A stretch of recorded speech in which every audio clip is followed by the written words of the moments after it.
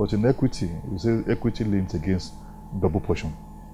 But the law as it is today, I do not find anything that disqualifies a person who has earned pensions, gratuities, and some privileges from being disqualified. So you obviously have to go back to the drawing table and decide that it's time to change the law. In which case we need specific legislation outlawing it, that a president or a civil servant or a governor that has worked and earned pension in accordance with the existing law should not continue to take salaries and other perks of office should he decide to go to Senate or serve in any other capacity in the public service of the Federation. You need an enabling law. But again, there is also a paradigm shift in terms of pension for public officers. The Pension Reform Act has taken pension for those people who are not pensioned before that act away from the government and has transferred them to various pension fund administrators and other people who are in pension-related businesses. So you will not expect a governor or somebody, a civil servant, somebody who has worked in the civil service and who retired after the Pension Act and who had made contribution to the pension fund to be deprived of that pension merely because he's going into public office. So there's need for us to fine-tune it in a way that such people are not shortchanged. Ditto, people who have worked in private sector who are also made contributions to various pension funds, they should not also be prohibited from enjoying their pension funds, their pensions while serving in government. In other words, it should not be seen as a crime to have a second chance of serving in government. Having served once in government and you are going back, and maybe you retired after the Pension Act and you're entitled to some entitlements under the Pension Reform Act. I don't think they should seize your entitlement merely because your people have chosen you to go back to government. The clamor for restructuring of Nigeria is on the front burner. It's lately become the new buzzword, restructuring, restructuring. Do you think that we need restructuring? And if so, what kind of restructuring do we need? I must say that we need restructuring. But then before we start restructuring, we need to be honest with ourselves.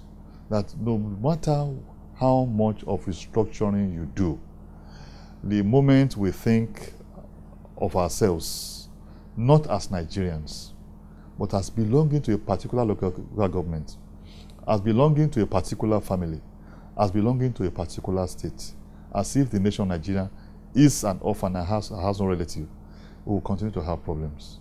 Granted that there are some areas of imperfections, but we must be sincere with ourselves that even if we address these issues, are we still not going to have agitation by those people who feel marginalized in the new structure?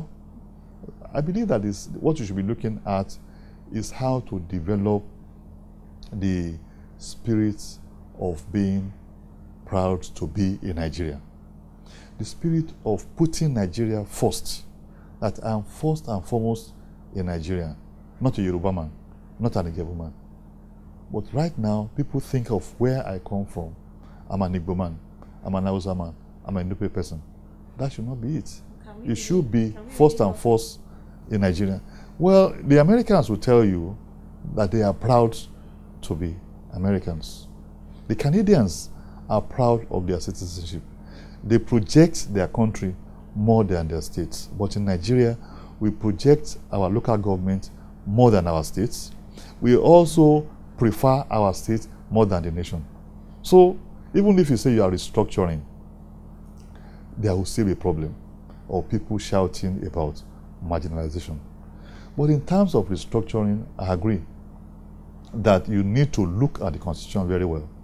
There are some issues that should not be there, issues that are not of national concern. For example, what does the nation profit by talking about National Assembly being given the power to legislate over marriages under the Act. These are matters that the state can take care of. What is the business of a state government, for example, in how they run motor parks? These are matters for local governments. Then why would the state government decide that instead of allowing local government to collect tenement rates, they will now call it land use charge or neighborhood improvement levy? In other words, taking over seizing powers of local governments. Is whatever they collect, after collecting at state level, that they will now give to local government. The local government are shouting that they are being shortchanged. So it's a matter, I see more of enlightened self-interest. All those people shouting for restructuring is because they are not having a fair deal, fair in court, either at state level or at federal level. So if we downplay selfishness, if you downplay myself and myself alone, and think of a bigger picture of Nigeria and the need to move Nigeria forward, then we should be okay. But of course, that's not to say that there are some areas that are not of concern. Take police, for example. I have always said that it's time for us to start looking at state police. It's only a person that understands the terrain and understands the language that can police the place. Let each state have its own police force. Let them decide whether they want to also bring in people from other areas, other states, or other regions to also fortify their police force. But essentially, majority of the people policing a geographical area should come from that geographical area. Enough of strangers going to police an environment they don't know. They will have to settle down in the place. Before they settle down, they have been posted. And the criminals are having a field day because the strangers who are policing the environment do not know the terrain sufficiently. But a boy who develops or who grows up in Lagos, for example, or in Abeokuta, for example, knows the hot area, knows the dark spots. He knows the people fomenting trouble in the area. And when it happens, they know who to go for. For example, take Ikorodu, for example. After the Babdo boys had killed people, and the police now decided to move in, the first thing they did was to talk to the Bales and also talk to the Odua, the local police people there.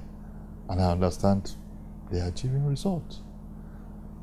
So it's letting us to know that it takes a person that understands a place to be able to do what we need.